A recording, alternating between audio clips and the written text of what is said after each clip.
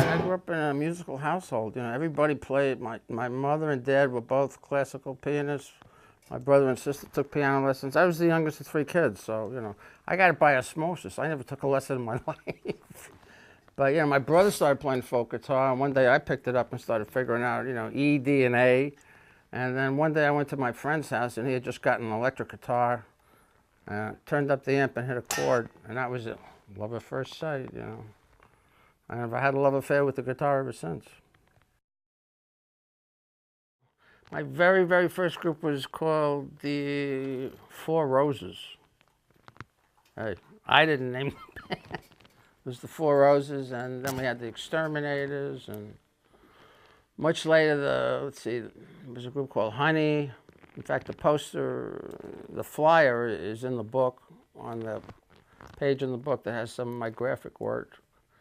And there was a group called, and probably the last group I was in before Kiss was Malimo. And I think Malimo is a Portuguese word that means music of the forest. And we actually recorded at RCA Studios, you know, where Frank Sinatra did it, you know. And we were supposed to get a deal, and somehow the thing fell through. But, you know, we recorded like, you know, 4 or 5 songs. And that was my first taste of recording in the studio. And subsequently, Kiss was the next step. And, you know, those guys were advertising that band with recording contract. You know, I showed up, and after I joined the group, they go, well, we actually don't have a deal. So, you know, that took a while, you know. And we got Neil Bogart on board, Bill O'Coin, Neil Bogart, and we were the first group on Neil Bogart's label. Well, I used to play an Epiphone when I was about 18, 19, kind of like the Steve Marriott model they used in Humble Pie. But I didn't get my first Les Paul until we got our first record deal with Kiss. I walked into Manny's Music and, you know, pulled the Sunburst out of the case and said, that's it. And from then on, it's been a big love affair between me and the Les Paul guitar. You know, I'm thrilled and thankful that I've had the pleasure to hang out with Les Paul and jam with him at the Meridian. Just a sweetheart of a guy, you know, one of the most innovative guys in history as far as electric guitar is concerned. My favorite Kiss album, you know, there's so many of them. Probably, you know, the one that's nearest and dearest to my heart was probably the first one, because it was you know, that was a special thing. You know, we had Eddie Kramer come in and actually record our demo at Electric Lady Studios. You know, and then the actual album was recorded by Kenny Kerner and Richie Wise. But that first album was a real special thing. You know, I was real green. We all were, and you know, over the years, I've come to realize that performing live and performing in the studio are like 2 completely different animals. And a lot of guys don't understand that. You know, there's great musicians that are great live, but sometimes they struggle in the studio. And early on, I struggled a little.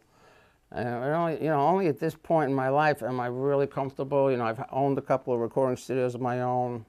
And, you know, the actual last album I put out in 2009, Anomaly, I produced it myself.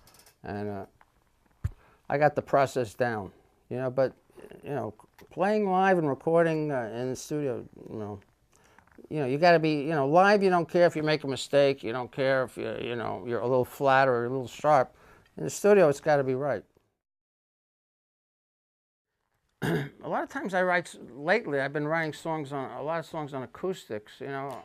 I got like a, you know, big-bodied Gibson, and there is something about certain guitars kind of push you in a direction of a different kind of way to write. You know, when I have an electric guitar in my hands, you know, I'm always, you know, going more towards riff songs.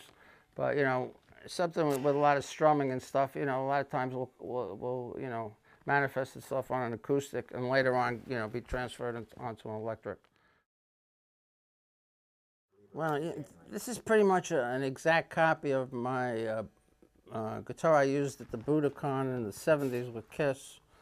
You know, I've been playing it this afternoon, and you know, the neck feels exactly the way it was, the frets.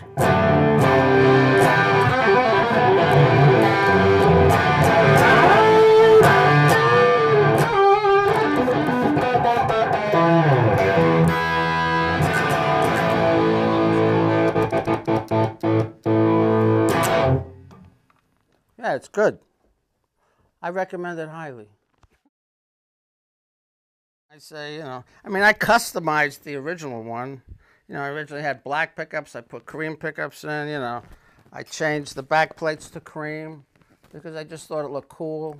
I put banjo tuning pegs on instead of the standard Gibson ones. You know, just like a, you know, a motorhead would, you know, customize a car. I do that with guitars. And I mean, in the book, you know, there's a picture of me with this teardrop with points cut out because I used to saw them up. You know, I was always taking chances. And of course, as you know, over the years, I've had guitars that shoot rockets, smoke billows out of them, lights, you know, the whole 9 yards, shooting rockets. It's great.